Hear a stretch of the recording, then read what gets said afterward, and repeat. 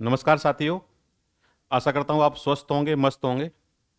आज हम हिंदी साहित्य की अपनी पहली क्लास उपन्यास से शुरू करते हैं, जिसमें आज हम चर्चा करेंगे कि हिंदी साहित्य क्या है। सबसे पहले हमारी ये जिम्मेदारी बनती है, हम कोई भी सब्जेक्ट पढ़ें, हिंदी साहित्य पढ़ें या अदर कोई भी सब्जेक्ट पढ़ें, तो हमें पता होना चाहिए साहित्य है क्या, हमें उसकी परिभाषा पता होना चाहिए। ये हमें आदत अभी से डालनी पड़ेगी, बाकी अन्य विषयों के लिए भी, क्योंकि ये बहुत ज़रूरी है। हिंदी साहित्य में साहित्य क्या है, साहित्य की परिभाषा क्या है, साहित्य की विधाएं क्या हैं। फिर हम धीरे धीरे बात करेंगे कि उपन्यास उपन्यास क्या है, क्योंकि हम उपन्यास को अपने वैकल्पिक विषय के अंतर्गत दो प्रश्न पत्र में पढ़ेंगे। एक है प्रथम प्रश्न पत्र में सेकंड भाग में, और एक है सेकंड प्रश्न पत्र का सेकंड भाग। तो मैं आपको बता देता हूँ। प्रथम प्रश्न पत्र पत्र के भाग ख, यहाँ पर भी हम उपन्यास को पढ़ेंगे। और सेकंड द्वितीय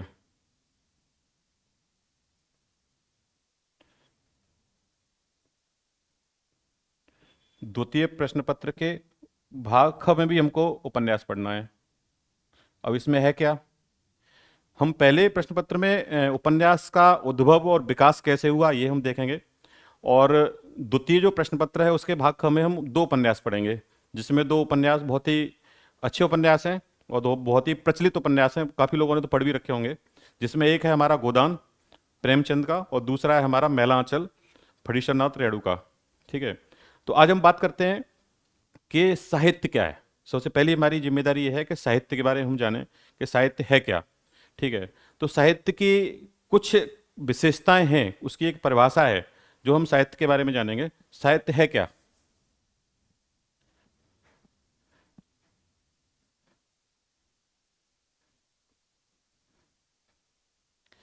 साहित्य की जो पहली विशेषता है कि उसकी एक भाषा होनी चाहिए। कोई भी साहित्य हम पढ़ रहे हैं, उसकी एक भाषा हो। अंग्रेजी साहित्य अंग्रेजी भाषा होती है, हिंदी साहित्य की हिंदी भाषा होगी, पाली साहित्य पढ़ेंगे तो पाली भाषा होगी, अदर कोई भी हम पढ़ते हैं तो उसकी भाषा, कोई तो एक भाषा होगी। दूसरी जो उसकी विशेषता है, रचनात्मकता होनी चाहिए। किसी भी साहित्य में एक रचनात्मकता होनी चाहिए। और तीसरी हमारी विशेषता जो सबसे महत्वपूर्ण है, वो ये है कि समाज के हित की भावना हो। समाज के सामाजिक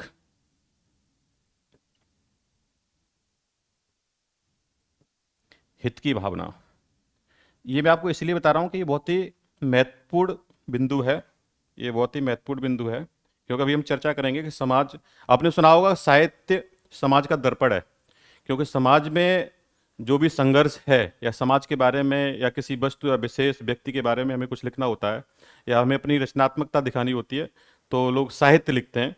और साहित्य की विधाएं, उस पर भी बात करेंगे। तो साहित्य में और भी आपने कुछ घटिया लेखन पढ़े होंगे, जो और भी उपन्यास मार्केट में मिलते हैं, लेकिन उनको साहित्य का दर्जा नहीं मिलता, क्योंकि वहाँ समाज का हित नहीं होता है। वहाँ भाषा भी होती है, ठीक है, कुछ स्तर पर रचनात्मकता बोल सकते हो आप, लेकिन वहाँ पे समाज का हित नहीं होता है। तो हमारी ये तीन विशेषताएं हैं जो साहित्य की हैं। साहित्य को हम गणित की तरह, विज्ञान की तरह या अन्य किसी विषय की तरह परिभाषित नहीं कर सकते हैं, क्योंकि वहाँ पे ऑब्जेक्टिविटी है, वस्तुनिष्ठता है। और हमारा साहित्य में आत्मनिष्ठता है। ठीक है। यहाँ हमें विश्लेषण की क्षमता होती है, यहाँ हमारी कल्पनाओं की बात होती है, हम उसमें कल्पनाएं करते हैं। तो मोटे तौर पे हमारे साहित्य की बात करें तो ये तीन चीज़ें एक साहित्य को परिभाषित करती हैं कि उसकी भाषा होनी चाहिए, उसमें रचनात्मकता होनी चाहिए, और उसमें समाज का हित भी रहना चाहिए। तो वो हमारा एक साहित्य है। अब हम साहित्य की बात करते हैं कि साहित्य में साहित्य की क्या क्या विधाएं हैं।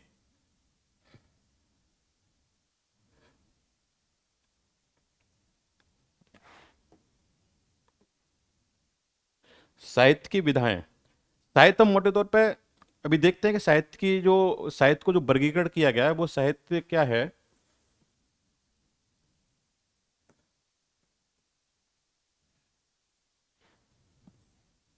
साहित्य एक है, या तो आपका पद्य होगा, या गद्य होगा, क्या होगा? चंपू काव्य, चंपू साहित्य बोलते हैं इसको। अब इसमें देखते हैं इसकी विशेषताएं क्या हैं। पद्य में आपने देखा होगा कि जहां पे भी लय होती है, जहां पे भी लय का प्रभाव होता है वहां पे पद्य होता है, और जहां लय का अभाव होता है वहां पे गद्य होता है। तो पद्य में क्या होता है? लय का प्रभाव, इसमें लय का अभाव, इसमें लय नहीं होती है। लय क्या होता है? लय जब भी लय होती है, लय में क्या करते हैं कि जब कोई भी लेखक या जब कोई भी व्यक्ति जब वो तीव्र भावनाओं में होता है और जब उसकी तीव्र भावनाओं की अभिव्यक्ति होती है तो एक लय निकलती है। आपने देखा होगा एक माँ के लिए एक बच्चा जब छोटा होता है तो जब वो बहुत ज्यादा लाड प्यार में या बहुत ज्यादा तीव्र भावनाओं में होती है तो उसको कई नामों से पुकारती है और एक एक लय बनती है, तू मेरा लड्डू है, तू मेरा पेड़ा है, तू मेरा ये है, तू मेरा वो है, उसके नाम भी उस नाम से भी नहीं पुकारती। तो एक लय, और लय का व्याकरण है क्या, लय आती कैसे है? तो लय की सिंपल सी परिभाषा ये है कि जब भी हम किसी भी रचनाओं की व्याकरणिक व्याकरणिक उल्लंघन करेंगे, उसके व्याकरण का उल्लंघन करेंगे तो वहां पर लय आएगी, और जितना ज्यादा व्याकरण का हम उल्लंघन करेंगे उतनी ज्यादा लय होगी। और यदि हम व्याकरण का किसी भी रचना में व्याकरण के उल्लंघन नहीं करेंगे तो लय नहीं होगी, फिर वो एक भाषा, एक प्रभाव अलग होगा उसका। तो लय के सीधे सीधे, और चंपू काव्य में क्या होता है, ये यहाँ दोनों होते हैं, यहाँ गद्य भी होता है और पद्य भी। ये ऐसी रचनाएं होती हैं जो आपको दोनों चीजें उसमें मिक्स मिलेंगी। तो अभी हम बात कर रहे थे कि साहित्य क्या है, हमने देखा साहित्य की विशेषताएं जानी, और साहित्य में हमने तीन विधाओं की या तीन उसके प्रकार की बात करी कि साहित्य में क्या होता है, एक पद्य साहित्य होता है, एक गद्य साहित्य होता है, एक चंपू साहित्य होता है, और साहित्य के बारे में हमने जाना। ठीक है, अभी हम कुछ जो छोटे छोटे शब्द हैं उनको हम जानेंगे। जैसे हम बोलते हैं साहित्य में आत्मनिष्ठता नहीं होती, वस्तुनिष्ठता होती है। ठीक है, तो वो क्या है, तो उसके बारे में देखते हैं, क्योंकि ये हमें बीच बीच में ना पूरे, ये आज हमारी पहली क्लास है। आज की क्लास हमारे लिए इतनी महत्वपूर्ण है कि आने वाले एक महीने की क्लास इसी पे आधारित होगी। क्योंकि हम जो भी पढ़ेंगे, अभी हम उपन्यास पढ़ेंगे, उपन्यास के बाद हम पढ़ेंगे नाटक, और नाटक के बाद हम पढ़ेंगे उपन्यास के बाद हम पढ़ेंगे कहानी, कहानी के बाद नाटक पढ़ेंगे। तो जो भी हम आज चर्चा करेंगे कि उपन्यास के तत्व क्या हैं, पहले उपन्यास का उद्भव कैसे हुआ, उसके तत्व कौन कौन से हैं, वो तत्व हमें कहानी में भी पढ़ने पड़ेंगे, वो हमें नाटक में भी पढ़ने पड़ेंगे, सेम है। ठीक है, एक नाटक में ऐड हो जाता है बाद में। तो हम ये देखेंगे। तो आज की क्लास बहुत जरूरी है, बहुत बेसिक क्लास है, और आज की क्लास छूटी तो बाकी क्लास में बहुत समस्या आने वाली है। तो आज की क्लास जो भी हिंदी वैकल्पिक विषय जो छात्र लेना चाहते हैं या जो पढ़ रहे हैं, वो आज की क्लास को पूरी तरीके से देखें कि इसमें हमें क्या पढ़ना है और कैसे पढ़ना है। तो हम साहित्य की हमने बात की, तो अब हम साहित्य में गद्य, अब हम थोड़ा सा आज हम पढ़ेंगे जो है उपन्यास, ये हमारी गद्य की एक गद्य है, उसकी विधा है। तो गद्य में कौन कौन सी विधाएं होती हैं, कौन कौन से ढांचे होते हैं, किस तरीके से हम बात करते हैं, तो वो हम देखते हैं। तो गद्य में क्या है, अब हम गद्य पे बात करते हैं। गद्य में तीन तरह की विधाएं आपको पढ़नी पड़ेंगी। जो पहली है आपकी रचनात्मकता, कथानकता।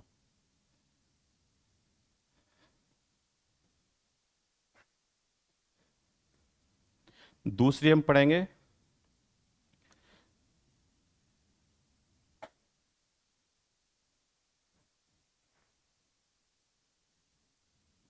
दृश्यनात्मकता, और तीसरी है हमारी विचारात्मकता।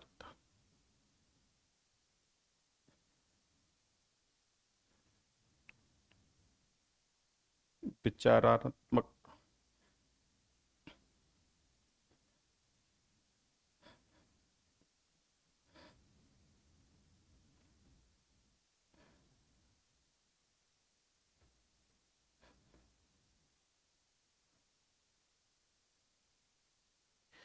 ये तीन विधाएं हम पढ़ेंगे। तीनों विधाएं के अंदर हमारा जो सेकंड पेपर है उसके अंदर मैक्सिमम जो हमारे पाठ्यक्रम में दे रखा है वो इसमें कवर हो जाएगा। जब हम कथानात्मक की बात करते हैं तो कथा का सिंपल सा एक अर्थ समझ में आ रहा होगा कि उसमें कथाओं जैसी बात हो। तो इसमें हम पढ़ेंगे क्या क्या, इसमें हम पढ़ेंगे उपन्यास, और इसमें हम पढ़ेंगे कहानी। जब हम दृश्य की बात करेंगे तो आपको समझ में आ ही रहा होगा कि दृश्य में क्या होता है कि जो नाटक होते हैं, और जो नाटक क्या होता है कि उनको रंगमंच पे खेला जाता है, तो उसमें दृश्य होते हैं, उसमें लोग पार्टिसिपेट करते हैं, तो ये हम इसमें नाटक पढ़ेंगे। और विचार की बात करते हैं तो इसमें हम पढ़ेंगे निबंध। निबंध में हमारे विश्लेषण और विचार की अभिव्यक्ति ज्यादा होती है। ठीक है, तो वो विचारात्मकता में हम पढ़े, विचारात्मक में पढ़ेंगे निबंध। अब हमारे सिलेबस में पाठ्यक्रम में है क्या, हमारे में 2 उपन्यास हैं, 5 कहानियां हैं, 2 नाटक हैं, और 3 हमारे पास निबंध हैं, जिसमें रामचंद्र शुक्ल का कविता क्या है, श्रद्धा और भक्ति, और एक हजारी प्रसाद द्विवेदी जी का कुटज। ठीक है, ये हम चीज़ पढ़ेंगे। तो आज मोटे तौर पे हमें बस ये जानना था कि साहित्य क्या है, फिर एक बार आपको समझाते हैं साहित्य क्या है, साहित्य की परिभाषा क्या थी, साहित्य की कितने भागों में हमने डिवाइड किया, फिर उसमें भी हमने गद्य पद्य और चंपू काव्य देखा, और उसमें भी गद्य में भी हमने उसकी 3 विधाएं हैं कि या तो गद्य कथानात्मक होगा, या वो विचारात्मक हो गया होगा, या फिर दृश्यनात्मक होगा। जब हम कथानात्मक की बात करेंगे तो कहानियों के रूप में या उपन्यास में भी उपन्यास और कहानी पढ़ेंगे, और यदि हम बात करते हैं दृश्यनात्मक की तो हम उसमें नाटक पढ़ेंगे, यदि हम बात करें विचारात्मक तो हम निबंध पढ़ेंगे, और कुछ अन्य विधाएं भी हैं। तो अन्य विधाओं में भी हम बाद में, वो भी हमारे पहले पेपर में हैं अन्य विधाएं, उसमें क्या पढ़ेंगे हम, जीवनी, संस्मरण, यात्रा वृत्तांत, ये भी हम पढ़ेंगे। तो ये हम उसके ये हमारा कवर हो जाएगा, उसके बाद हम ये देखेंगे। तो अब हम बात आती है कि इन तीनों में से हमें शुरुआत करनी है उपन्यास की। तो उपन्यास का उद्भव कैसे हुआ, उपन्यास की जरूरत क्यों हुई, जब सारी चीजें थी पहले से पद्य में चीजें लिखी जा रही थी, और तो उपन्यास की जरूरत कैसे पड़ी, उपन्यास की क्या भूमिका रही है, और उपन्यास का विकास कैसे हुआ, और उपन्यास के तत्व क्या हैं, ये हम देखेंगे। तो हम सबसे पहले बात करते हैं उपन्यास की।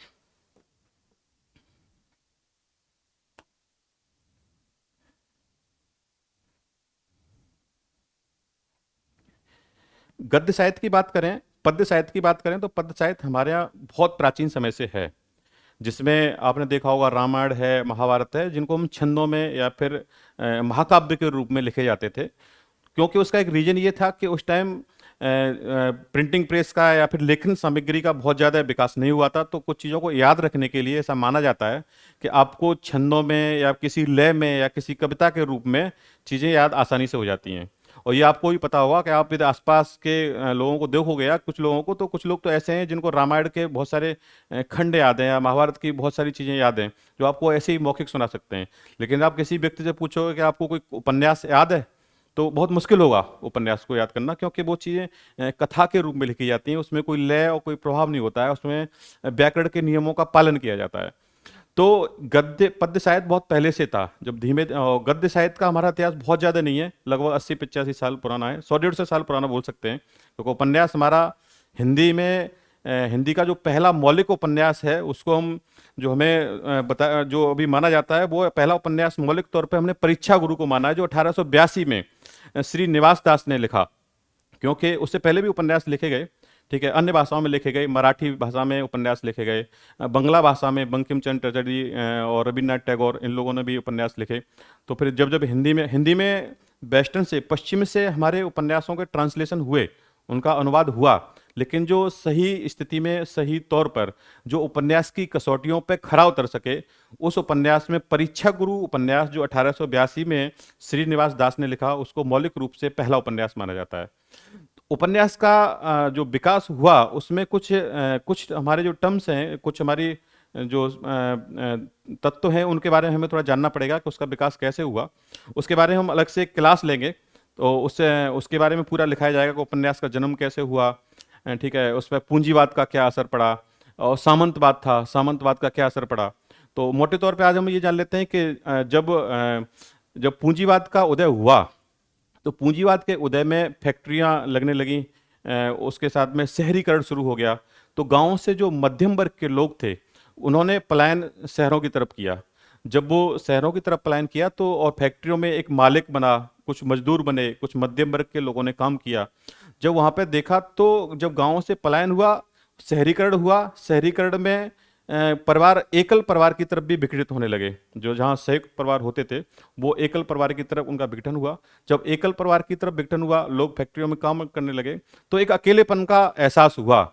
उस अकेलेपन को दूर करने के लिए एक विधा हमारी स्टार्ट हुई गद्य में, वो थी उपन्यास। लोग उसको रोचकता से पढ़ें, अपना उसमें समय लगाएं। तो एक ये उपन्यास की एक मुख्य भूमिका तो रही कि उसने अकेलेपन को काफ़ी हद तक दूर किया। फिर दूसरी उसकी समस्या थी, जो समाज की जटिल समस्याएं थीं, उनको हम कैसे दिखाएं। तो उन जटिल समस्याओं का एक प्रतिबिंब भी हमारा उपन्यास है। तो अभी इसका एक काफ़ी एक बड़ा इतिहास है, उसके बारे में हम पूरी बात करेंगे, उसके हम क्वेश्चन भी लिखाएंगे। आज हम पहला काम ये करते हैं कि आज हम उपन्यास के तत्व क्या क्या हैं उन तत्वों के बारे में जानते हैं, और उन तत्वों की बहुत महत्वपूर्ण भूमिका है।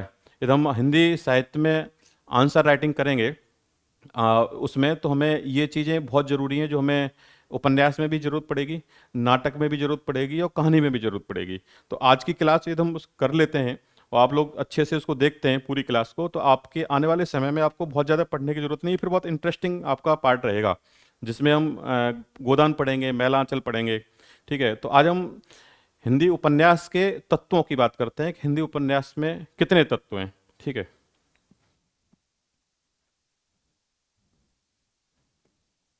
तत्व को इंग्लिश में बोलते हैं एलिमेंट। ठीक, तो हम बात करते हैं तत्व। ठीक, तो मोटे तौर पे हम आज हिंदी उपन्यास में 6 तत्वों की बात करेंगे। पहला उद्देश्य,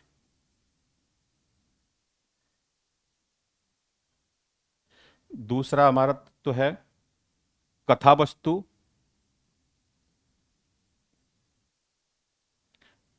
और कथानक।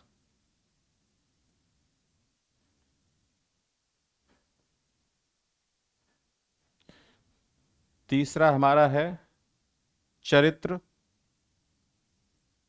या पात्र। फिर है हमारा भाषा शैली।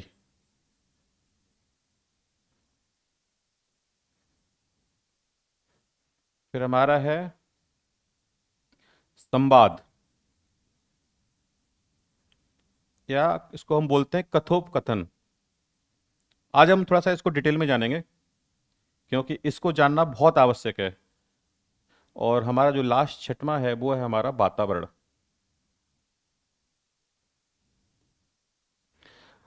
ये जो 6 हमारे उपन्यास के तत्व हैं, वो 6 हम नाटक वो कहानी में भी हम सेम पढ़ेंगे, उसमें कोई भी परिवर्तन नहीं है। नाटक में एक और ऐड हो जाएगा, उसमें 7 हो जाएंगे, 6 तो यही रहेंगे, एक 7वां आ जाएगा। इसके आधार पे आप कहानी की समीक्षा, किसी भी कहानी की समीक्षा करनी है, या आपको किसी उपन्यास के बारे में बताना है, इस इन तत्वों के आधार पर तो आप बता सकते हो। और इवन आप जब कोई मूवी भी देखते हो, कोई फिल्म भी देखते हो, तो उसमें भी आपको अब बहुत रुचि होने लगेगी। आप कहोगे, आप किसी मूवी को अभी तक देखते होगे तो एक रुचि के तौर पर देखते होंगे, आप एक एंजॉय कर रहे हैं। लेकिन जब आप इसको पढ़ने लगेंगे, जब आपको इसका ज्ञान हो जाएगा, तो आप उसमें ना फिर ये भी चीज़ देखेंगे कि इसके उद्देश्य क्या था। कोई भी चीज़ है, या कोई भी फिल्म बनी, या कोई भी कहानी लिखी किसी लेखक ने, तो उसका उद्देश्य क्या रहा होगा, वो कुछ तो उद्देश्य लेके लिखा होगा। यदि हम कोई भी मूवी देखने जाते हैं, कोई भी फिल्म देखने जाते हैं, तो उसका भी कोई उद्देश्य होता है। ठीक है, उसका फिर कथा वस्तु क्या है, कथानक क्या है, उसमें चरित्र कैसे थे, पात्र कैसे थे, ठीक है, भाषा शैली कैसी थी, संवाद कैसा था। और कथोपकथन संवाद एक ही चीज़ है। और उसके बाद वातावरण, वातावरण का यहाँ पे और हम बोल सकते हैं समय काल।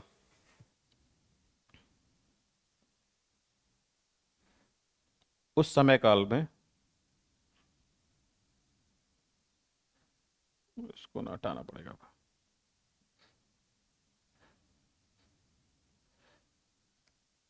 ठीक, तो अब हम इस पे एक एक करके चर्चा करेंगे, क्योंकि ये हमारे पाठ्यक्रम का सबसे महत्वपूर्ण भाग है। तो हम हिंदी साहित्य में जो हमारे पढ़ने का तरीका रहेगा, जो हमारे प्रश्न पत्र पहले में है, और कुछ चीज़ें हमारे सेकंड में, कुछ कॉमन है, तो हम एक साथ पढ़ेंगे। पहले हम बेसिक्स या जो उपन्यास के बारे में हमने बात करी, ठीक है, उसके बाद में हमने देखा कि इसके तत्व क्या हैं, और तत्व में अभी हम उपन्यास के बारे में, हमें पहले ही सीधे सिलेबस में हमको दे रखा है कि उपन्यास का उद्भव और विकास, ठीक है, नाटक का उद्भव और विकास, कहानी का उद्भव और विकास। तो हम धीमे धीमे उसके बारे में जो भी प्रश्न आए हुए हैं उन पर भी हम चर्चा करेंगे, और इसके बारे में हम पूरा तरह से जानेंगे कि क्या इसको कैसे आंसर लिखना है, इसको कैसे हमें अपने में उसको करना है। तो सबसे पहली चीज़ है, इसको आप नोट कर लीजिएगा। ठीक है, अब हम सबसे पहले बात करते हैं उद्देश्य की, एक एक करके बात करेंगे।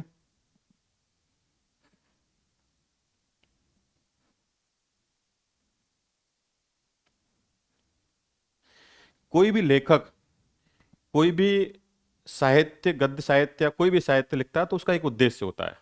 ठीक है, हमने कोई भी कहानी लिखी, हमने कोई भी उपन्यास लिखा, तो उसमें आखिर उद्देश्य क्या है? उस उद्देश्य के आधार पे वो अपने विचारों को और अपने दर्शन को पाठक के अंदर उतारना चाहता है कि आपके अंदर उस साहित्य को पढ़ के, उस उपन्यास को पढ़ के क्या आपके अंदर कोई परिवर्तन हुआ।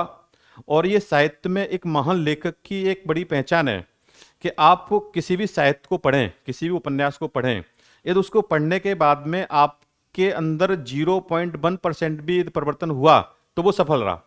ठीक है, तो पहली चीज तो है कि हम कोई भी लेखक यदि किसी साहित्य को लिखते हैं, ठीक है, वो यदि उपन्यास लिखते हैं या कहानी लिखते हैं तो उसका कोई ना कोई तो एक उद्देश्य होगा।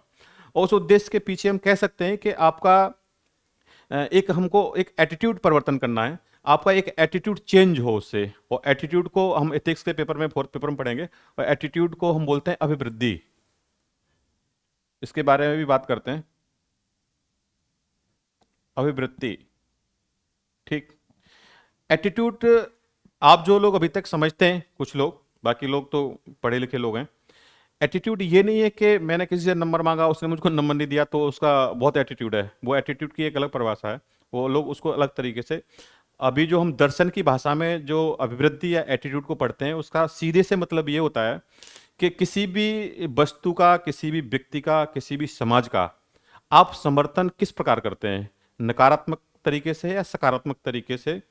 आपके सिर्फ विचार हैं कि आपने किसी चीज का समर्थन किस तरीके से किया, वो नकारात्मकता के साथ में किया या फिर सकारात्मकता के साथ में किया, वो आपका एटीट्यूड है। लेखक आपके किसी भी कहानी के माध्यम से, किसी भी उपन्यास के माध्यम से आपके अभिवृत्ति, आपके एटीट्यूड को परिवर्तन करने की कोशिश करते हैं, आप में कुछ सकारात्मक चीजें आए। पेपर फोर्थ में हमने देखा है कि वहां पर भी एक बहुत बड़ा टॉपिक है अभिवृत्ति के नाम से। ठीक है, उसमें एटीट्यूड के अलग से पढ़ा जाता है, उसमें काफ़ी सारी केस स्टडी भी आती हैं। यदि मैं आपको एक एग्जाम्पल दूं कि हमारे समाज में जो बेटी बचाओ बेटी पढ़ाओ जो स्कीम आई, वो योजना आई, उस योजना का क्या काम था, उसने लोगों को किस स्तर तक प्रभावित किया। या फिर मैं स्वच्छता अभियान की हम सीधे बात करें कि स्वच्छता अभियान अभी से नहीं, लेकिन अभी बहुत ज़्यादा तेज़ी से काम किया, लोगों ने अपने घर में शौचालय बनवाए और लोगों ने ओडीएफ भी हुए बहुत सारे गांव, और काफ़ी लोग ने इस हद तक रोका। तो एक्चुअली में एकदम ऐसा क्या हुआ कि लोगों ने ये चेंज हुए। पहले तो ये तो गांधी जी के समय से ही चली आ रही थी चीज़ें, उन्होंने भी स्वच्छता पे काफ़ी जोर दिया कि आप खुले में शौच ना करें, इससे काफ़ी बीमारियां होती हैं, लेकिन लोग नहीं समझ रहे थे। लेकिन ऐसा क्या हुआ कि स्वच्छता अभियान आया, स्वच्छता अभियान के आने से लोगों में इतना बड़ा परिवर्तन हुआ कि वो लोग इस चीज़ को उन्होंने फॉलो किया और बड़े अच्छे तरीके से उसको स्वीकार भी किया। इसके पीछे ये था कि स्वतंत्रता अभियान में हमें पता था कि लोगों को एक रोल मॉडल चाहिए, ठीक है, जिसकी लोग बात माने। कोई आम व्यक्ति किसी से कोई बात बोलता है तो जनरली लोग नहीं मानते हैं, तो हम अमिताभ बच्चन को लेके आए, हम सेलिब्रिटी को लेके आए, हमने उनके माध्यम से लोगों में ये बताने की कोशिश की कि आप जो ये काम कर रहे हैं, बाहर जाते हैं, उसमें आपके हाइजीन की प्रॉब्लम तो है ही, आपके इसका तो समस्या है ही, लेकिन आपके घर की महिलाओं के और बेटियों की गरिमा का सवाल है। लोगों को धीमे धीमे ये समझ आने लगा। लोगों का जो एक एटीट्यूड था, एक आवृत्ति थी कि घर में शौचालय कैसे बनेगा, घर में तो पूजा करते हैं, लेकिन जब उनको ये पता चला कि इससे ज़्यादा खतरनाक तो ये है कि हमारे माँ बहन की, हमारे बेटियों की गरिमा का सवाल है, बाहर लोग क्या कहेंगे, ये तो एक बहुत बेकार चीज़ है, तो लोग धीमे धीमे उसको परिवर्तन किया, लोग बदले। उसी तरीके से जब हमने बात करी बेटी बचाओ बेटी पढ़ाओ को, तो लोगों का एक एटीट्यूड यहाँ पे भी चेंज हुआ। जहाँ लोग लड़की को खर्चा समझते थे कि लड़की पैदा हो गई तो उसकी शादी करनी है, तब खर्चा है, उसको पढ़ाना है तो खर्चा है, तो इस योजना के तहत उनको ये पता चला कि यहाँ तो पैसा है, लड़की को हमने डेबिट से, खर्चे से हमने एसेट में कन्वर्ट कर दिया। तो लोगों के आवृत्ति को चेंज करने के लिए आप किस स्तर तक किसी व्यक्ति को प्रभावित कर सकते हैं, वो एक लेखक बहुत अच्छे तरीके से कर सकता है। और लेखक का उद्देश्य किसी भी कहानी या किसी भी उपन्यास के माध्यम से या नाटक के माध्यम से या किसी भी और अन्य विधा के माध्यम से, उसका पहला काम ये होता है कि आपका कुछ तो परिवर्तन हो और वो परिवर्तन सकारात्मकता हो। तो लेखक का पहला उद्देश्य तो ये है, तो हमारी कहानी या उपन्यास की पहली जो तत्व है वो है उद्देश्य। उद्देश्य में हमारा हमें पता है कि उसका उद्देश्य क्या है, वो किस उद्देश्य के साथ उसको लाया गया है और उससे आपका कितना परिवर्तन हुआ। और हाँ, ये भी एक बार आप बात बता दूं मैं आपको कि यूपीएससी या सिविल सेवा की तैयारी के दौरान आप जितना भी कुछ पढ़ते हैं, आप हिंदी वैकल्पिक विषय पढ़ रहे हैं, बाकी और भी सब्जेक्ट पढ़ेंगे, तो उसमें एक बहुत अच्छी बात यह है कि आप बोला जाता है कि आप सफलता असफलता तो एक अलग चीज़ है, लेकिन एक आप कायदे के इंसान तो बन जाओगे। ठीक है, आपको बहुत सारी चीज़ों की ऐसी जानकारी होगी, आपके व्यक्तित्व में इतना निखार आएगा कि आप चीज़ों को बड़ी गहराई से समझोगे। जहां आप ऊपर तरीके से उथले तरीके से समझते थे, वो आप गहराई से समझने लग जाओगे।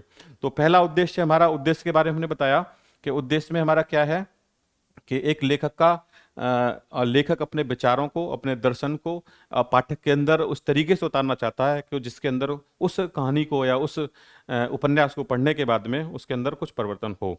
ठीक है, अब दूसरी हम बात करते हैं जो बहुत ही महत्वपूर्ण है। दूसरा हमारा जो था इसमें वो है हमारा कथानक और कथा वस्तु।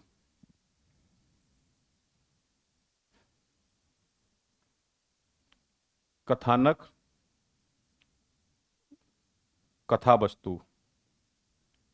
अच्छा, कुछ चीजें हैं आपको जो समझनी है, वो ये है कि जब हम बात करते हैं कथा वस्तु, कथा वस्तु मतलब वस्तु आप समझ रहे होंगे यहाँ इससे क्या मतलब है। हम खाली वस्तु की बात करें तो इससे हम बात कर रहे हैं कंटेंट की, कि उसका कंटेंट कैसा है। पहली चीज, उसकी जो विषय वस्तु है, जो भी उपन्यास लिखा गया, कंटेंट से हमें ये समझ में आता है, उसकी विषय वस्तु से या कथा वस्तु से हमें ये समझ में आता है कि जो भी हमने कहानी या जो भी हमने उपन्यास पढ़ा, क्या वो विश्वसनीय है या नहीं है। या हमें उस कथा को या उस उपन्यास को, उस कहानी को पढ़ के क्या हमारे अंदर इस तरह की भावना आई कि ये सच है, ये ऐसा है, ये झूठ नहीं है। ठीक है, ये कोई अफवाह नहीं है, जो भी लेखक ने लिखा है वो एकदम एक यथार्थ की तरफ आपको ले जाता है। वो आपने ऐसा देखा है जिसका आप अभी, हमारे यूपीएससी के सिलेबस में बहुत सारी कहानियां हैं। जनरली यूपीएससी में भी हिंदी साहित्य ऑप्शनल लेते हैं और यूपी पीसीएस में भी। इसमें अंतर थोड़ा सा ये है कि ये 20 से 25% कम है यहाँ से सिलेबस। तो यहाँ पे बहुत सारी कहानियाँ हैं, उसी कहानियों में एक कहानी है एक दुनिया समानांतर, एक संग्रह है, उसमें बहुत सारी कहानियाँ हैं, उसमें एक कहानी है यही सच है। तो उसमें जब आप उस कहानी को पढ़ोगे तो आपको लगेगा कि इसकी कथा वस्तु बहुत विश्वसनीय है, आपको लगेगा कि ऐसा होता है। आप अपने आप को भी उस जगह रख के देखोगे कि ऐसा तो मेरे भी साथ हुआ है। बहुत ही रोचक कहानी है। अभी वो हमारे पाठ्यक्रम में नहीं है, हमें 5 कहानियाँ पढ़नी है, वो अलग हैं, जिसमें एक प्रेमचंद की माँ है, और एक अज्ञे जी की है रोज रोज कविता, और एक कविता आकाशदीप है प्रसाद जी की, और एक कविता है वो सॉरी एक कहानी है हमारी क्या नाम है, वापसी, और एक कहानी और है उसमें। तो हम लोग वो पढ़ेंगे, हमारे पाठ्यक्रम में 5 कहानियाँ ही हैं। यूपीएससी के लिए हम पढ़ते होते तो हमें बहुत सारी कहानियाँ पढ़नी पड़ती। वहाँ तो एक प्रेमचंद का एक मंजूषा के नाम से ही पूरा संग्रह है, जिसमें भी 20-22 कहानियाँ हैं, और एक ये एक दुनिया समानांतर भी है, उसमें भी कई सारी कहानियाँ हैं, बहुत अच्छी कहानियाँ हैं। तो विश्वसनीय का यहाँ का इसका मतलब सिर्फ ये है कि ये विश्वसनीय होनी चाहिए, क्रेडिबल होना चाहिए। कोई भी पाठक उस उपन्यास को या उस कहानी को पढ़ के, हम उपन्यास और कहानी को इसलिए एक साथ बोल रहे हैं क्योंकि सारी जो चीज़ें अप्लाई होंगी वो हमारे उपन्यास कहानी पे भी होती हैं। वो उसकी विश्वसनीयता कितनी है, क्या पाठक को उसको पढ़ के एक विश्वास पैदा हुआ, क्या उसके अंदर एक विश्वसनीय की भावना आई, उसको ऐसा तो नहीं लगा। तो ये कथानक कथा वस्तु के मामले में बस एक छोटी सी बात यही है। बाकी हम थोड़ा सा डिटेल में हम जानते हैं कथानक, कि कथानक क्या है।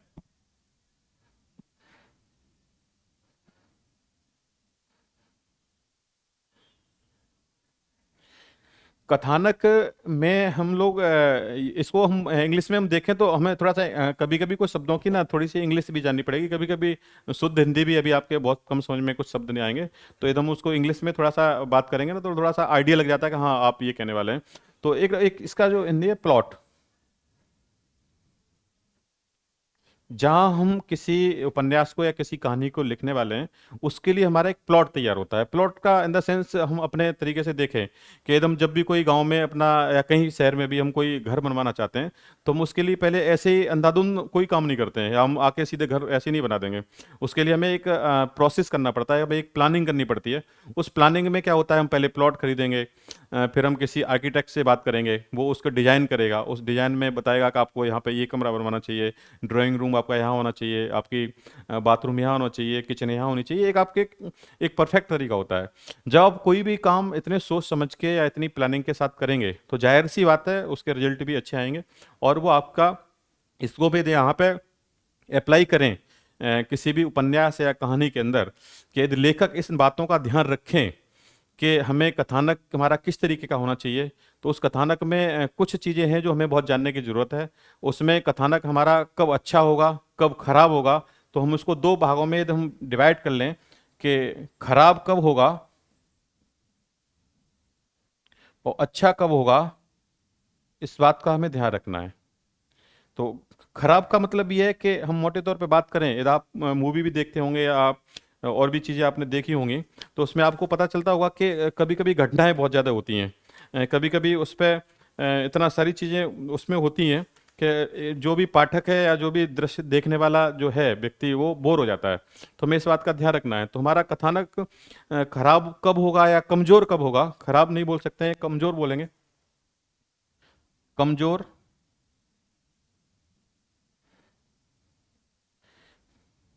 उसकी गति बहुत ज़्यादा हो। हम यहाँ पे एक शब्द थोड़ा सा एक एरो यूज करेंगे यहाँ पे, इसको गति ज्यादा का एक ऊपर एरो लगा दिया, तो इसका मतलब है गति ज्यादा है। ठीक। एकदम कथानक है, एकदम हमारे जो भी बातचीत है या जो भी हमने लेखक ने लिखा है, उसकी गति बहुत ज़्यादा है, आपको समझ में ही नहीं आ रहा है। यदि आप कोई ऐसी मूवी देख रहे हैं जहाँ पे आपको बहुत स्पीड से बोला जा रहा है, तो कभी कभी क्लास में भी ऐसा होता है कि हम बहुत ज़्यादा स्पीड में बोलते हैं तो बच्चे इधर उधर देखने लगते हैं। इसका मतलब ये है कि उसमें जो भी हमारे लोग हैं या जो बच्चे हैं या जो स्टूडेंट हैं, वो हमसे समझ में नहीं आ रहा है, बोर हो रहे हैं। ठीक है। तो गति बहुत ज़्यादा है, या फिर विराम बहुत ज़्यादा हों।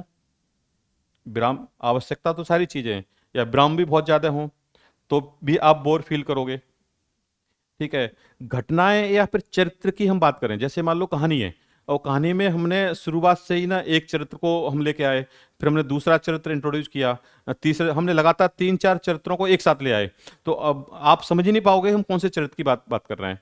तो लेखक का, एक अच्छे लेखक का, एक महान लेखक की पहचान है कि वो चरित्रों को इस तरीके से लेके आते हैं कि आपको पता ही न चले, आपको धीमे धीमे सारी चीजें समझते आए कि ये चरित्र है, उसके बाद ये चरित्र आया, इसका ये काम है, इसका ये काम है। तो और चरित्र, या फिर हम घटनाओं का जिक्र बहुत ज्यादा कर दें, घटनाओं का चरित्र बहुत ज्यादा हों, चरित्र मतलब हमारे पात्र, घटनाएं बहुत ज्यादा हों, ये भी, ये एक एक अनुपात में होना बहुत जरूरी है। न होना भी उतना ही खतरनाक है जितना ज्यादा होना। तो एक अनुपात में इन चीजों को रखा जाएगा, तो ये सबके लिए मतलब एक आप कथानक इसका बहुत अच्छा बोल सकते हैं। तो हम बोल सकते हैं कथानक में कसाव है, कथानक में एक अच्छा, और यही चीजें हमें थोड़ा सा अनुपात में रखें। गति ठीक रहे। ठीक है। आपके विराम भी जितनी आवश्यकता है उतने हों, घटनाएं और चरित्रों को भी उतना ही हमें रखा जाए, तो उसका एक अलग इम्पैक्ट होगा और वो कथानक हमारा बहुत अच्छा होगा। ठीक है। तो इसके बारे में हम कथानक के बारे में हमने बताया कथानक क्या है। और एक संबंध निर्वाह बहुत अच्छा होना चाहिए, एक संबंध निर्वाह बहुत अच्छा हो, और बिखराव हमारे कथानक में नहीं है। इधर ये क्या होगा, एकदम ये सारी चीजें अनुपात से अधिक होंगी, तो हमारे कथानक में एक बिखराव पैदा हो जाएगा। अनावश्यक घटनाएं हम उसको लेके आएंगे, अनावश्यक चरित्र हम लेके आएंगे, अनावश्यक विराम हम लेके आएंगे, गति हमारी ज्यादा होगी, तो कथानक में एक बिखराव। तो अभी हम मोटे तौर पे, ये तो हमारे तत्व उसके अंदर हमने बताया, मोटे तौर पर हम जब कथानक की बात करेंगे तो हम लिखेंगे सिर्फ एक लाइन में कि इसका कथानक बहुत कसा हुआ है, इसके कथानक में बहुत कसाव है, या फिर यहाँ इसके कथानक में कहीं कहीं बिखराव बहुत ज्यादा है। अब वो जब उसकी समीक्षा करेंगे किसी कहानी की या किसी उपन्यास की, तो हमें उसमें लिखना पड़ेगा कि हम कथानक के आधार पर उसको किस तरीके से उसको हम समीक्षा करें तो हमें मोटे तौर पे लिखना है कि कसाव अच्छा है तो उसका मतलब सारी चीज़ें ठीक हैं। यदि बिखराव है तो उसमें अनावश्यक घटनाओं का जिक्र किया गया है, अनावश्यक चरित्रों को लाया गया है। जैसे कि एक दो उपन्यास अभी हम पढ़ेंगे जिसमें अनावश्यक चरित्र का मतलब सिर्फ इतना है कि आपको पूरा उपन्यास या कहानी पढ़ने के बाद आपको ये पता लगे कि ये चरित्र नहीं भी होता तब भी काम चल जाता। ठीक है, तो हम उसको अनावश्यक तरीके से क्यों रखें। तो हमने कथानक की बात की। उसके बाद में तीसरी बात हम करते हैं चरित्र के बारे में, पात्र के बारे में, कि पात्र हमारे कैसे होने चाहिए।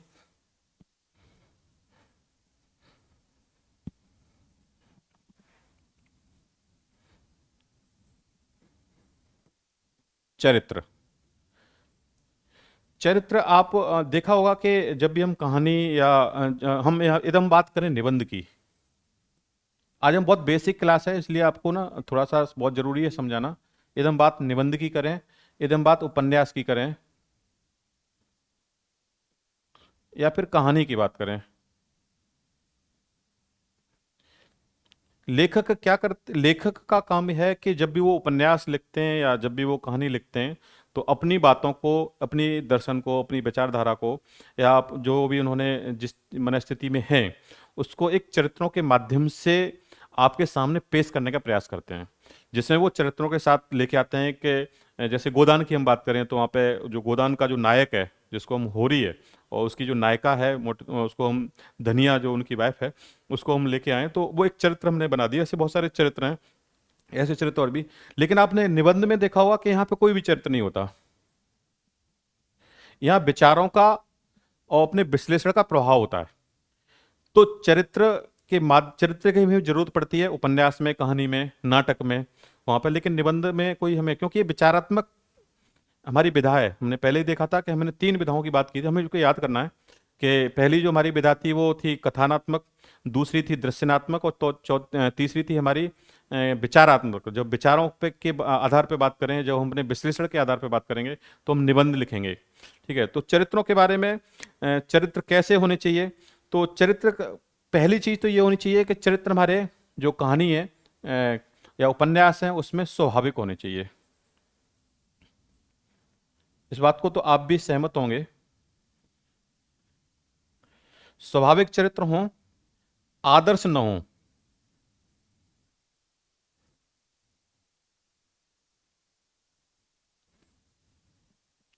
आदर्श चरित्र नहीं होने चाहिए, स्वाभाविक हो, हमें स्वाभाविक लगे, हमें उसमें एक रियलिटी लगे। दूसरा, हमारे चरित्र स्वतंत्र होने चाहिए, लेखक के परतंत्र नहीं होने चाहिए, लेखक के हाथ की कठपुतली नहीं होनी चाहिए कि किसी भी उपन्यास में या किसी भी एक कहानी में जब चाहे उस चरित्र को अपने अकॉर्डिंग आपने ढाल लिया। और ये बहुत जरूरी है कि उसमें जैस स्वतंत्रता जितनी ज्यादा होगी चरित्रों में, उतना कहानी में कसाव और कहानी या उपन्यास में एक अच्छा आपको देखने को मिलेगा। स्वतंत्र होने चाहिए।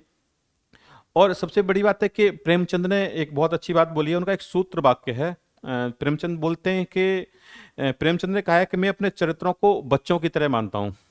जिस तरह कोई भी बाप अपने बच्चों की शुरुआती दौर में परवरिश करता है और उसको ये पता नहीं होता कि वो बड़े होकर के क्या बनेंगे, इसी तरीके से मैं भी अपने चरित्रों की परवरिश करता हूँ और मुझको भी नहीं पता है कि वो कहानी के अंत में कैसे रहेंगे। वो तय होता है उनकी मनस्थिति के आधार पर। जब वो परिपक्व चरित्र होते जाते हैं तो उनके अकॉर्डिंग ही वो चलते हैं।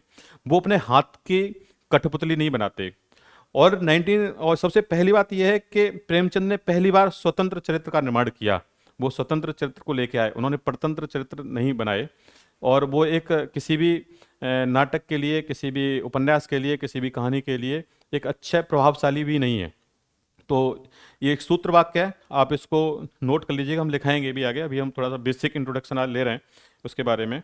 फिर हम बात करते हैं, चरित्र के बारे में हमने बात कर ली, उसके बारे में हम अब बात करेंगे हम वातावरण।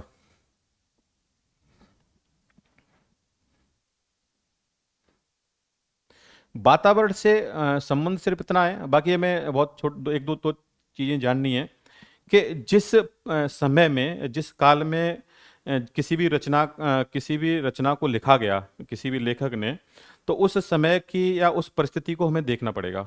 हमें वही भाषा शैली में अलग बात करेंगे।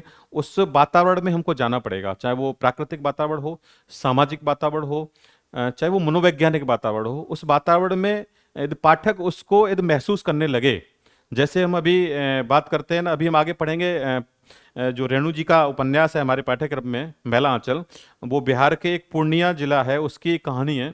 जब आप उसको पढ़ोगे तो आप उसका नक्शा भी बनाने लग जाओगे।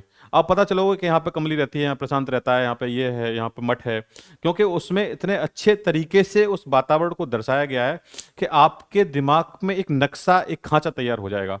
और उस वातावरण में उसी तरह की, उस वातावरण में उसी तरह की भाषा को रखा गया है, वो उसी तरह के माहौल को उसमें दिखाया गया है। तो वातावरण का मतलब मोटे तौर पर सिर्फ माहौल से है कि आप उस समय के उपन्यास को या उस कहानी को आप पढ़ रहे हैं तो आपको ये फील होने लगे कि हम उसी वातावरण में जा रहे हैं। तो वातावरण का मतलब सिर्फ आपसे यही है कि आप एक माहौल आपका तैयार हो। आप इस गांव की चर्चा कर रहे हैं, जैसे किसान में जो गोदान है वो उसमें किसान की जो समस्याओं को दिखाया गया, तो आप जब उसको पढ़ोगे तो आपको एक गांव का एक दृश्य बन जाएगा। आपके गांव, आपका अपना गांव आपकी नज़र में तैरने लगेगा। तो ये एक अच्छे लेखक की, एक महान लेखक की सबसे बड़ी पहचान है। फिर हम बात करते हैं भाषा शैली की।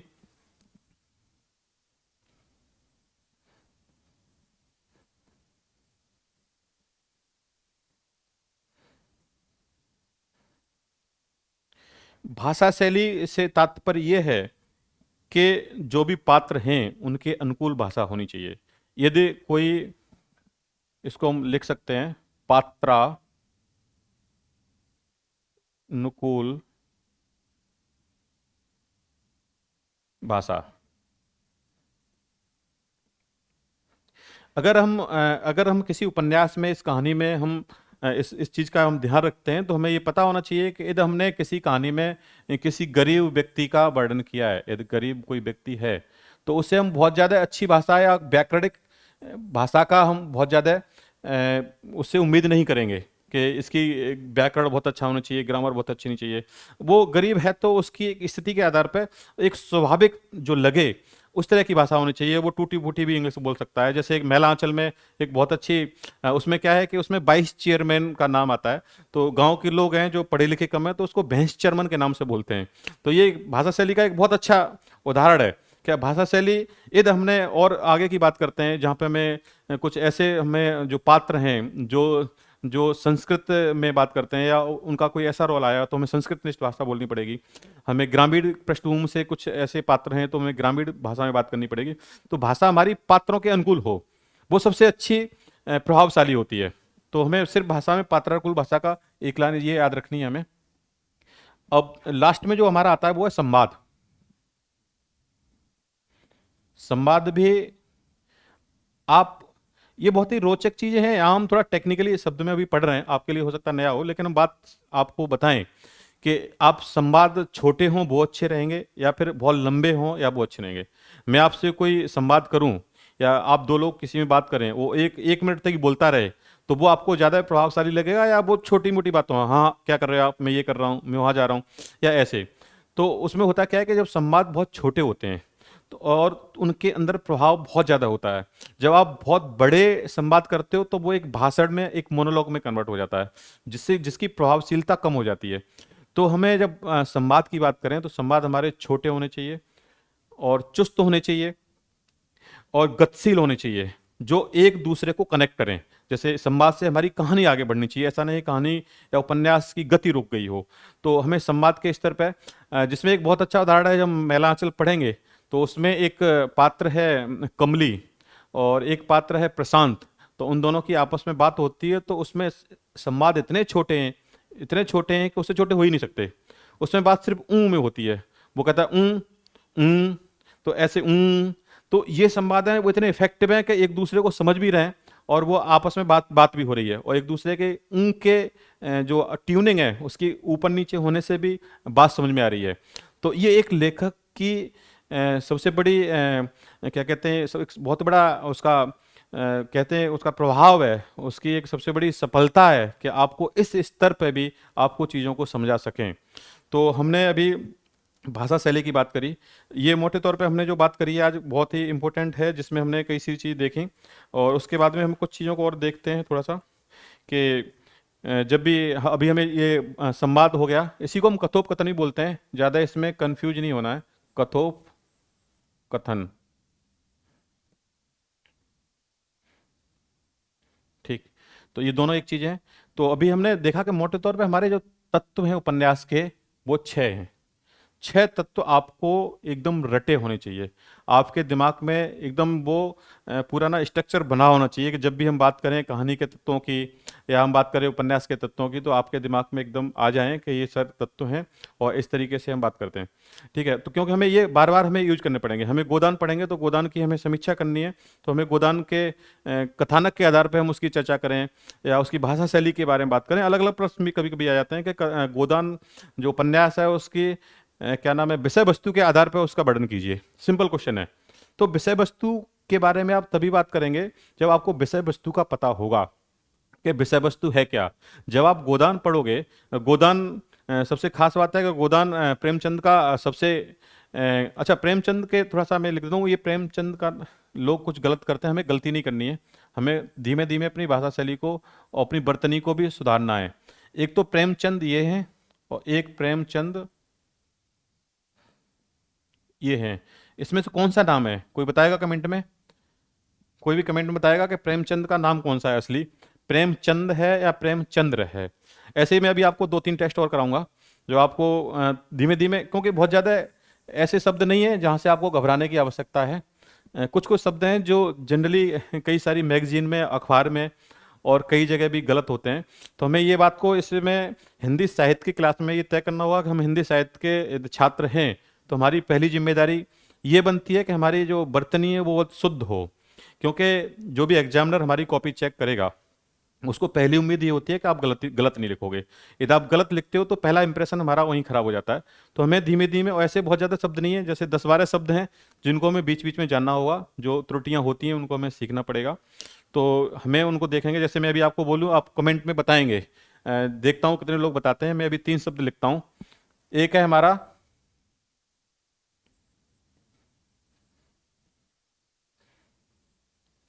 एक है हमारा श्रृंगार, और एक है हमारा, ये भी आपने खूब अभी पढ़ेंगे आएगा,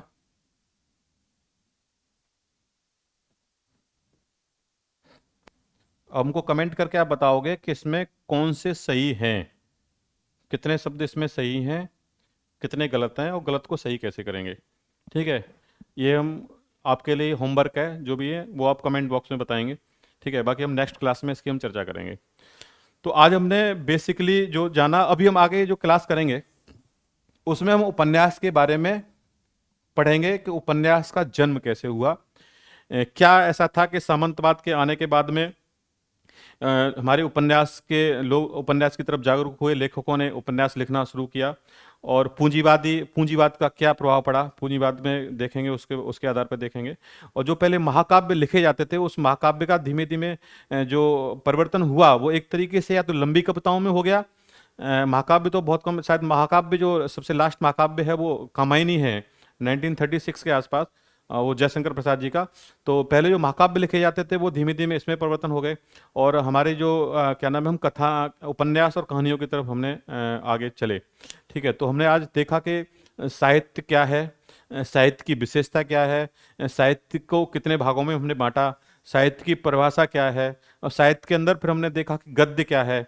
गद्य की हमने 3 विधाओं की बात करी, और तीनों विधाओं में हमने देखा कि एक विधा में हम नाटक पढ़ेंगे जो हमारा कथानात्मक विधा है, दूसरी विधा थी हमारी दृश्यनात्मक, उसमें हम नाटक पढ़ेंगे। नाटक भी हमारे में 2 हैं, एक है अंधेर नगरी के नाम से एक नाटक है, और एक नाटक है हमारे में स्कंदगुप्त।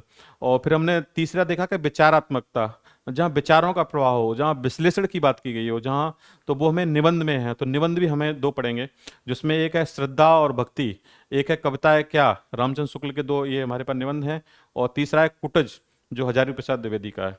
अच्छा, इसमें क्या होता है कि जैसे मैं आपको श्रद्धा और भक्ति की बात करूं, हमें हमें बीच बीच में टर्मिनोलॉजी को ही, हमें जो शब्द हैं उनको भी जानना होगा, क्योंकि ये हिंदी साहित्य की सबसे पहली कड़ी है कि हम किसी शब्द को, उसका अर्थ जानें कि श्रद्धा क्या है और भक्ति क्या है। ठीक है, इसमें भी हमें बेसिक अंतर आना चाहिए। जब हम निबंध को पढ़ेंगे तो इस विषय पर काफ़ी विस्तृत चर्चा करेंगे। तो आज हमने ये सारी चीज़ें जानी। अब नेक्स्ट क्लास में हम लोग उपन्यास के बारे में पढ़ेंगे। उपन्यास के बाद में हम जो लोग हमारी क्लास कर रहे हैं, ठीक है, जो करना चाहते हैं, उन लोगों से बस ये मेरा ये कहना है कि वो लोग गोदान उपन्यास को एक बार मार्केट से टेक्स्ट लेके खाली पढ़ लें। क्योंकि जब मैं गोदान आपको पढ़ाऊंगा तो गोदान की हम जो चर्चा करेंगे उसमें आपको टेक्स्ट पढ़ना बहुत जरूरी है। क्योंकि कई सारी हमारे पीसीएस के जो सिलेबस में या पेपर में एक व्याख्या हमारे गोदान से आती ही आती है। तो हमें वो टेक्स्ट हमें पता होना चाहिए। बाकी मैं आपको लास्ट में वो 4 5 6 बस ऐसी व्याख्याएं हैं जहाँ छात्रों को कन्फ्यूजन होता है, वो मैं आपको मार्क करा दूंगा कि वो ही करनी है आपको। लेकिन जब आप एक टेक्स्ट पढ़ लोगे तो आपको चीज़ें बहुत अच्छे से समझ में आएंगी। आपको पता चलेगा कि सर इसका कथानक तो ऐसा है, इसकी कथा वस्तु तो ऐसी है। जो उपन्यास 1936 में लिखा गया था, ये प्रेमचंद का सबसे लास्ट उपन्यास था और अपने अंतिम दौर में उन्होंने लिखा था। और 1936 से अभी तक का लगभग 80 या 85 साल के बाद भी आज भी हमें वही समस्याएं ग्रामीण पृष्ठभूमि पर दिखाई देती हैं, वही किसानों की समस्याएं दिखाई देती हैं, वही किसान आत्महत्या कर रहे हैं। तो हम ये कह सकते हैं कि एक लेखक कितना दूरदर्शी होता है। वो कहावत है एक जो आपने सुनी भी होगी कि जहां न पहुंचे रवि वहां पहुंचे कवि। तो उसकी प्रासंगिकता इतनी अपार है कि आज भी वो समस्याएं हमको जब हम गोदान पढ़ते हैं तो वही हमारे आंखों के सामने तैरने लगती हैं। तो ये एक लेखक की महानता है, एक लेखक की रचनात्मकता का एक उच्च स्तर है, जहां उस व्यक्ति ने 1936 में ये जान लिया कि उस समय की क्या समस्याएं थी और आने वाले भविष्य में भी वो समस्याएं हैं जो एक, क्योंकि हमारे पाठ्यक्रम में है तो उसकी कोई तो खास बात होगी। ऐसे तो बहुत सारे उपन्यास हैं जो हम लोग पढ़ते हैं, लेकिन पाठ्यक्रम में जो भी हमारे रखे गए हैं उपन्यास या कहानी वो बड़े चुन के रखी गई हैं। उसका मतलब सिर्फ आपसे इतना है कि आप जब उसको पढ़ो तो आप उसको फील करो, आप उसको, आपके अंदर कुछ चेंज हो, आपका कुछ एटीट्यूड चेंज हो, आप लोगों की समस्याओं को समझें। ठीक है, यदि हम यूपीएससी के सिलेबस में यदि उपन्यास पढ़ रहे हैं तो हमारा क्या उद्देश्य है? हम आईएएस बनने के बाद में क्या हमें उपन्यास थोड़ी लिखने हैं, ना हमें कहीं क्लास लेनी है। लेकिन आपको एक मोटे तौर पे एक ग्रामीण लोगों की, किसानों की समस्याओं से जूझने के बारे में आपको पता होगा। तो आप उनके बारे में जो भी निर्णय लेंगे, क्योंकि आप वहाँ के सबसे मेन और सबसे हेड डिसीजन बॉडी होते हैं किसी भी डिस्ट्रिक्ट के, जब आप आईएएस होते हैं तो आपको निर्णय लेने में बहुत सहयोग मिलेगा और बहुत आपको अच्छा लगेगा, किस तरीके से आसानी हो जाएगी होगी आपको निर्णय लेने में। तो कहीं ना कहीं हम जो भी हिंदी साहित्य में हम पढ़ते हैं, यदि आपको इंटरव्यू में ये क्वेश्चन पूछ लिया जाएगा आप हिंदी साहित्य आपने पढ़ा तो आपका इसका क्या योगदान है, जब आप इंटरव्यू देंगे तो आपको ये बताना होगा या आपको ये समझना होगा कि हर स्तर पे आपका योगदान है। आप कहानियां पढ़ते हैं, ठीक है, आप उपन्यास पढ़ते हैं, आप नाटक पढ़ते हैं, आपको कुछ ना कुछ चीजें आपको सीखने को जो मिलेंगी जिनका आप अपनी लाइफ में उसका यूज कर सकते हैं, आप अपने प्रशासनिक कार्यकाल में उसका यूज कर सकते हैं। वो आपकी रचनात्मकता है, वो आपका इंटेलिजेंसी है, वो आपकी बौद्धिकता है कि आपने किसी चीज को सीखा और उस चीज का आपने इस्तेमाल किया, तो वो आपकी बौद्धिकता है। क्योंकि हम पढ़ने के लिए बहुत सारी चीजें पढ़ेंगे, हम उसको इम्प्लीमेंट कितना कर लेते हैं, उसको हम अपने जीवन में कितना उतार लेते हैं, दूसरों के जीवन में उसको कितना फायदा दिला सकते हैं, ये बहुत महत्वपूर्ण है। तो हमारी जो हिंदी साहित्य में हमें जो अभी पढ़ेंगे ये थोड़ा टेक्निकली थोड़ा सा चीज़ें हमने देखी थी, लेकिन बहुत ही रोचक है। आपको कहानी गोदान पढ़ना है, आपको महिला आंचल पढ़ना है, आपको अभी कहानियाँ पढ़नी है, कहानियाँ तो और ही ज़्यादा रोचक हैं, सारी कहानियाँ बहुत रोचक हैं। फिर हम ये सारा गद्य पढ़ने के बाद में हम फिर सिर्फ चलेंगे पद्य की तरफ। तो पद्य को पहले पेपर को हम साथ में पढ़ेंगे, जो हमारा भाषा खंड है हम उसको अलग से पढ़ेंगे। जो हमें जिसमें पढ़ना है भाषा के बारे में पढ़ना है, पाली क्या है, अवधि क्या है, खड़ी बोली क्या है, ब्रजभाषा क्या है, उसका विकास कैसे हुआ, उद्भव कैसे हुआ, उसकी विशेषताएं क्या है, वो हम एक साथ पढ़ेंगे। तो अभी हम पद्य को लेके चलते हैं साथ में। उसके बाद हम चलेंगे गद्य की तरफ, और गद्य से अभी हम गद्य पढ़ रहे हैं, गद्य के बाद हम पद्य की तरफ चलेंगे। तो पद्य में भी बहुत ज़्यादा रोचक कविताएं हैं। उसमें बहुत अच्छे सूरदास भी आप पढ़ोगे, कबीर को भी आप पढ़ोगे, तुलसीदास को भी आप पढ़ोगे। ठीक है, तो बहुत सारी अच्छी कविताएं हैं। तो बहुत ही आपको मज़ा आने वाला है इस क्लास में। बस आप पढ़ते रहिए, ठीक है, लगे रहिए और मेहनत करते रहिए। ठीक है, थैंक यू।